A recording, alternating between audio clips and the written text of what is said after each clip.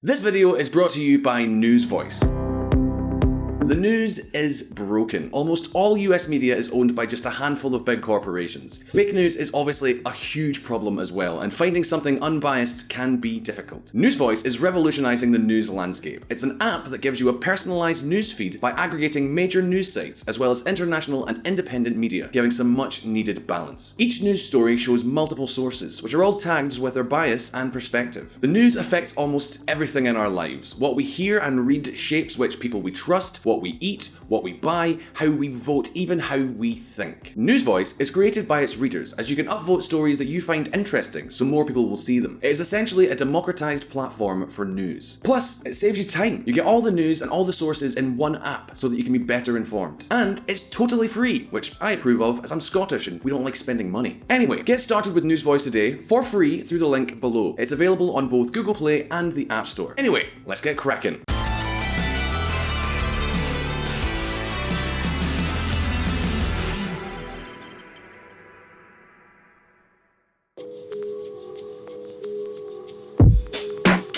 Bhutan. If I asked you to tell me three things about this country without consulting Google, what would you come up with? 1 is easy. 2 may be possible. But for 3, my guess is that most of you would be struggling. Am I wrong? And, quite frankly, it's not surprising. Bhutan is one of the least known and most isolated countries in the world. Not only geographically, but also, and most importantly, politically and commercially. Be honest, have you ever really thought about it? How do things work in this country? What does Bhutan produce? Who's in charge?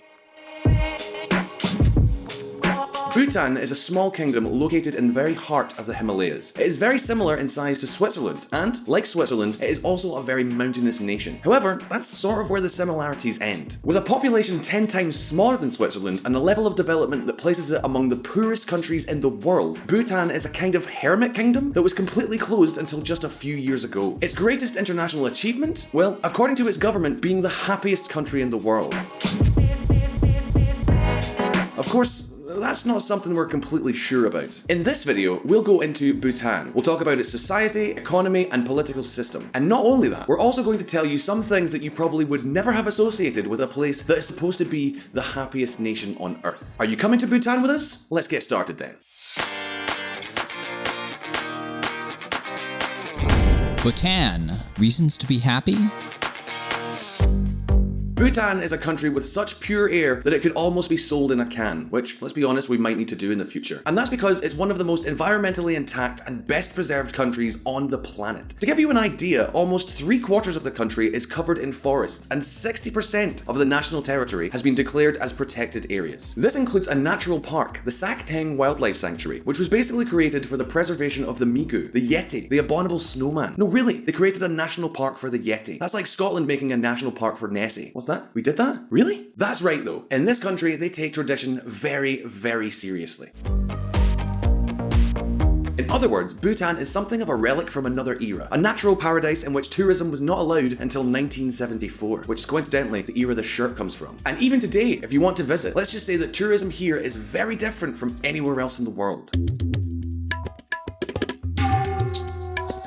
You see, tourists who arrive in the country, in addition to transport, have to pay a daily fee, ranging from around $200 to $290. However, this rate acts as a kind of flat rate that includes a guide, your hotel, and food. In other words, the only way to visit this country is to book a tourist package through the government. It's kind of strange, don't you think? Perhaps this is one of the reasons why there are just over 270,000 tourists who visit it every year. In any case, my VisualPolitik friends, without a doubt, the most characteristic element of Bhutan has nothing to do with either tourists, hikers, or anything like that, but with a political innovation that launched its government almost 5 decades ago. You see, in 1972, as a way to overcome criticism about the country's high poverty rates, and at the same time try to reconcile with the modern world the particular traditional lifestyle of Bhutan, the then king of this country, Jigme Singye Wangchuk, proposed a new way to measure progress and general well-being. It was a shift in focus from gross domestic product to something known as the Gross National Happiness Index, a new indicator that takes into account things like psychological well-being, community relations, health, access to education, or how you use your time. That is, this new indicator seeks to complement the material aspects of progress with the most spiritual and psychological part of the human being. That, at least, was the theory. Of course, having said that, a lot of people may be thinking, so this is kind of interesting, so Bhutan is a world leader in happiness. Well, no, the truth is it's not at all. Not even within its own index either. The Himalayan kingdom is nowhere near the top.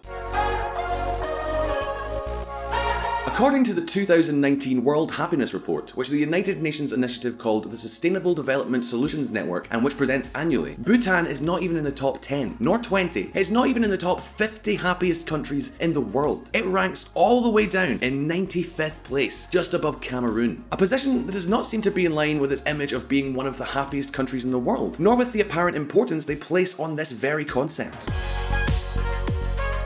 So, it's kind of surprising, don't you think? By the way, here's a question. Which countries do you think are the happiest according to this curious indicator? Well, the ranking is led by countries like Finland, Denmark, Switzerland, New Zealand, Canada, Israel, Holland. That is, it turns out that this particular ranking of gross happiness is closely related to the rates of prosperity, economic freedom, and wealth per capita. In other words, the richer a country is, sooner or later, it also tends to reap better results in terms of happiness. Are you surprised? Because you really shouldn't be. But that's for another time. Let's not get distracted. As we said, even in this ranking of gross happiness, Bhutan is found in a position as low as 95th. So in other words, they've kind of messed it up, haven't they? Because almost every time we see in the press news related to this index, it always seems that Bhutan is the happiest country in the world. And as you see, it's not even close. Not by a long way. So now the question we have to ask ourselves is, why is Bhutan really such an unhappy country?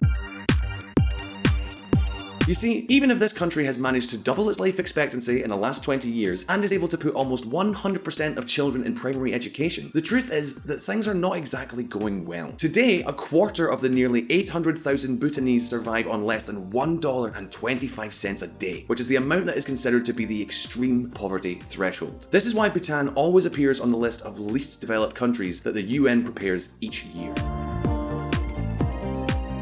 Not only that, although we are talking about a relatively calm country, violent crimes have increased and street gangs and the trafficking of goods for food for sale on the black market are becoming more frequent. To top all this off, climate change is also affecting a country that has simply not been prepared for it.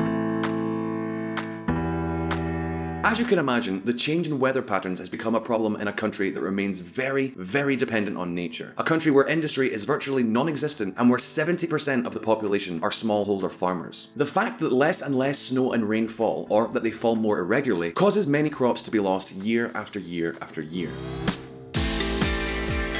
And, of course, the lack of technological development in agriculture causes situations like this one. The temperature has got hotter, so there are more insects in the fruit and grain. I don't understand it, but if it continues, we're going to have many problems in growing food and feeding ourselves. Dawa Chering, Bhutanese farmer from Paro. But hold on a minute, well, just wait 1 second. Is it all so bad in the land of the Thunder Dragon? Well, fortunately not. Bhutan also has its strong points. Over the last few years, things have improved. The economy has grown, the government invests a good chunk of that tourist tax we were talking about into preserving and developing its tourist attractions, and of course, there is a field in which this country could become a power. We are talking about hydropower, the cheapest energy in the world and one which Bhutan already exports. Thanks to its impressive mountainous geography, Bhutan is a mecca of hydroelectric power in the region. Most of the power produced is exported to India, and the revenue from these exports alone already accounts for almost 30% of the government's revenue and 14% of its gross domestic product. In other words, hydropower is potentially the blue gold of this country. And let's not forget that Bhutan's neighbours are huge countries that are devouring energy constantly. Between India and nearby Bangladesh alone, we are talking about more than 1.6 billion people. By the way, most of the hydro plants have been built by Indian companies. India is, in fact, Bhutan's greatest ally, both politically and, above all else, economically. To give you an idea, India is the country from which almost 90% of imports come, and is the destination of more than 80% of Bhutan's exports. Very few countries in the world have as dependent a relationship as Bhutan's towards its southern neighbour. But this leads us to a key question. Aren't we missing someone in this equation? Many of you may be thinking, so where is China in all this? On paper, it kind of seems like a no-brainer for China's expansion strategy. Here's a poor country in development with a significant lack of both investment and infrastructure. I don't really know. It kind of seems like the type of place where China would like to invest and sink its claws in, doesn't it?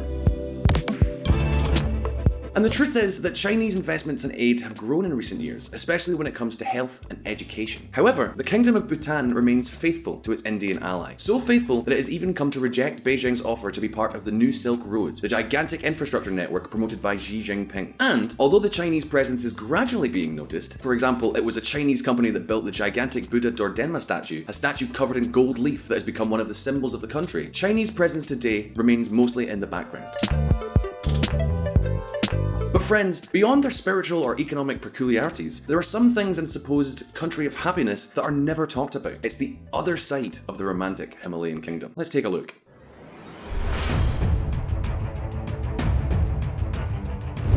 The most unknown side.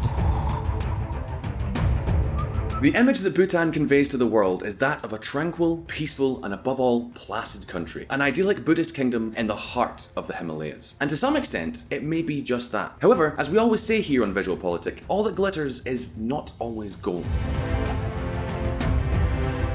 And as we have seen, Bhutan is a very poor country, and that's not its only downside. What would you think if I were to tell you that Bhutan is actually a country where there has been, and in some way remains, institutional persecution and discrimination of ethnic minorities? Well, you probably won't be surprised to hear that that is more or less what happened to the Lhotshampa, a Nepalese-speaking ethnic minority. So here's the deal. Since 1988 and throughout the 1990s, tens and tens of thousands of Lhotshampa people have been stripped of their Bhutanese documentation and turned into stateless persons. An estimated 800,000 to 100,000 people ended up displaced in refugee camps in Nepal and India, camps where they were for nearly 2 decades before they could emigrate to other countries. In 2017, the US State Department, in a human rights report on Bhutan, noted that the country still has Nepalese-speaking political prisoners and that the government refuses to reinstate many of the refugees who have claimed Bhutanese citizenship.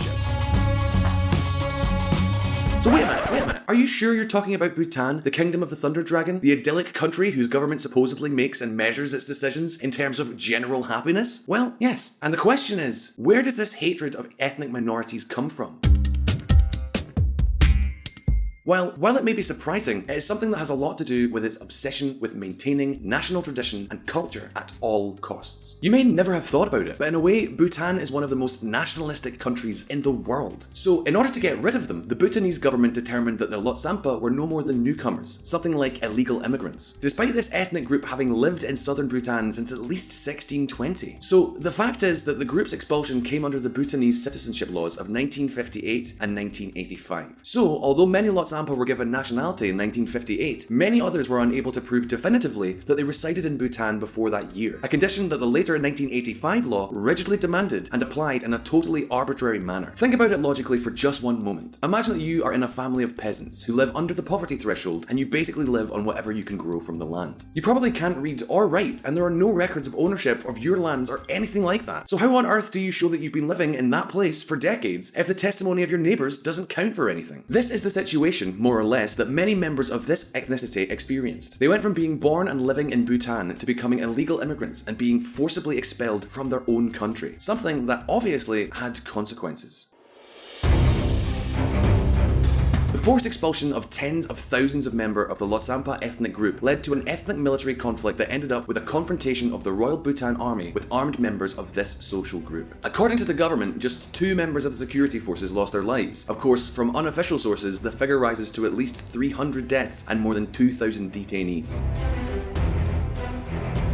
So, friends of VisualPolitik, Bhutan's political system is a peculiar thing, and today it doesn't much resemble a consolidated democracy.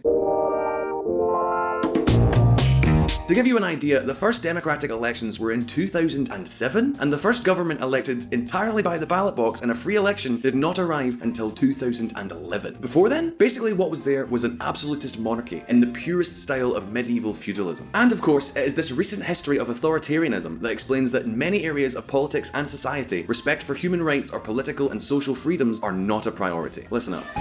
Many of the authoritarian structures built by King Jigme IV are still working. Monarchy monarchy has not yielded significant power. The system combines civil liberties with political authoritarianism. Academic Durba Rizal, in his book The Royal Semi-Authoritarian Democracy of Bhutan. Anyway, as you can see, we're talking about a country strictly controlled by the government and the royal family. A country to which, for example, television did not arrive until it was legalized in 1999. We're speaking, for better or worse, of what is perhaps one of the least influential countries in globalization throughout the world. A country with medieval structures that, with a carefully trained focus on its natural charms and above all the invention of the Gross National Happiness Index, have made it an epicenter of happiness, peace, and cultural and environmental conservation in the collective imagination. However, the reality, as so often happens, is a little different from that of those big headlines.